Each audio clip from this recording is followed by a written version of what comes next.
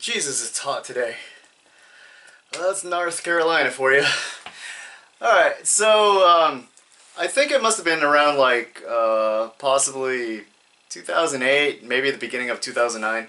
I know it had been raining that day, and, I was driving around in my 240, which, you know, those of you that know me, know that, you know, I have an S14, which, you know, here, I'll show you a picture of it right now. But, anyways, so I was just driving around because I, at the time, had just, like, recently, like, moved to North Carolina, so I didn't really know anybody.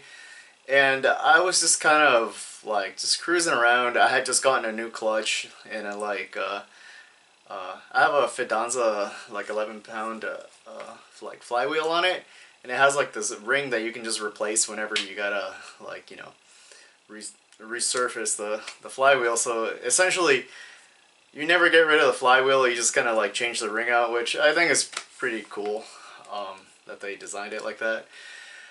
Anyways, so it was a stage 2 clutch, and as you can imagine, you know, it's, you know, if you're not used to it, you're gonna spin some tires. Like, there's just no two ways about it. So I was driving around here in Mocksville, and it was raining that day, so, you know, the roads were really wet, and I came to this intersection on Main Street, and I was like, oh man, no way, this can't be, because there was, like, no traffic whatsoever. I was like, alright, okay, I see where this is going. I got a new clutch, a new flywheel, you know, redone. Car's, you know, a little spin happy, if you will. So I look left. Well, actually, I look right. And for some reason, I always look to the right first. But yeah, I look right. I look left. I look right again. Clear. So I was like, it is time. And you know, at that moment, I remember just closing my eyes and just making a quick prayer and just being like, Keiichi Tsuchiya, take the wheel! Ah! And I just, you know, I let go of the clutch and I just revved it, and as you can imagine, those wheels just started spinning. And yeah, I started drifting into the street, and you know, with this prayer that I had done to the mountain gods, it was impossible to drive straight, essentially, for, you know, those, like, 10-15 seconds that I was driving, that the power of the mountain gods of Japan and all my Japanese ancestors who smiled upon me and gave me their blessings, I could not drive straight down the street.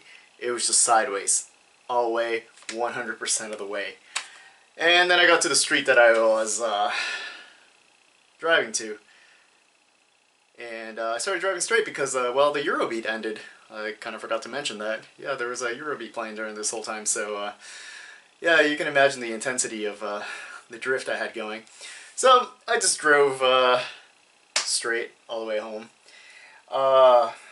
And the thing is that, like, when I started entering the street to my neighborhood, I started driving down. At this point, it wasn't Eurobeat, it was, like, UK hardcore. I had the bass going all crazy and whatnot, and I went down the hill a little quickly.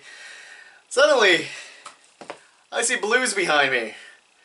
I was like, oh no. Dear Lord, I was like, what's going on here? Mind you, when I was, like, drifting down the street, that had been, like, about a mile, maybe 2 miles down the road from where I was, and there was, like, a lot of turns I had to take, so I was like, well, there's no way. But I was like, whatever. I had actually forgotten that I had done that at that point, and so, you know, I pull over immediately, and I was like, well, let's see what Mr. Town Cop has to say. And he comes up. It was like, he was an older guy, and he's like, how you doing? I was like, oh, doing pretty good, officer. What can I do for you?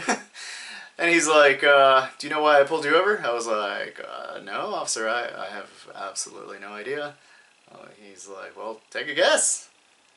He's like, why don't you take a guess? I was like, was I speeding down the hill? Because at the entrance of my neighborhood, you come down like a huge hill. I was like, was I speeding down the hill a little too fast? And he's like, try again. I was like, was my music too loud? And he's like, try again. I was like, officer, I honestly don't know why you would have pulled me over in these last couple of corners. And he's like, I saw what you did in Main Street. I was like, oh shit. I was like, in my head I was like, oh crap. I was like, oh man, they're gonna get me for reckless driving and like endangerment of like, I don't know. I was like, I'm Mexican, they're gonna hit me with the book. And he was like, you know, you kind of look like my grandson. I was like, that's wonderful, officer. I was like, what do you want me to say? And he's like, let me see your license and registration. And I was like, oh, okay. So I hand over my license and registration, and he comes back like a few minutes later. He's like,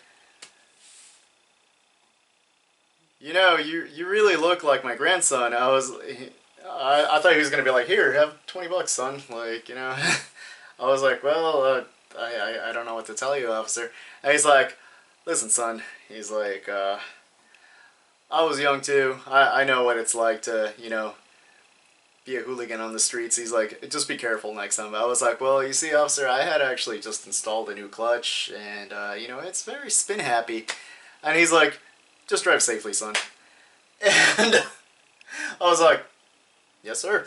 And I immediately drove away. And yeah, I was like, oh man, I am never doing that again on the street.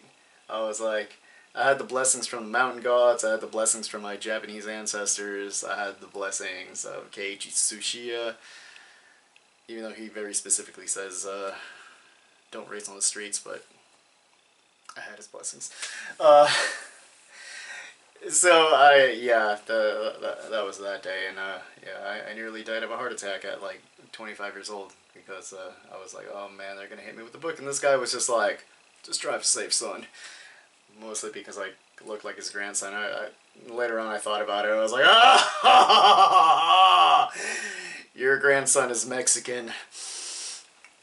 But see, the thing is, no one really knows what became of that S14.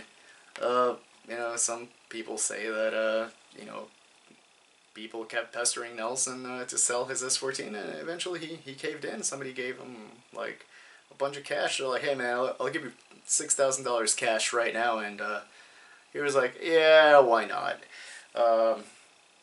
Other people say that he ended up getting, like, you know, an SR20 swap, which was, you know, a common swap, but it was fun. Other people say that he decided to turbo his KA. And, you know, that's always fun, I guess. Other people say that, you know, his engine actually blew up, and the car's been sitting for almost 2 years, and he's waiting to fix it. Other people say that he ended up getting a V10 swapped in, and now he is hooning the streets, terrorizing the streets, and not being careful like Officer Grandfather apparently told Nelson to.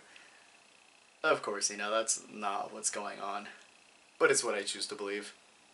It's what I hold dear in my heart.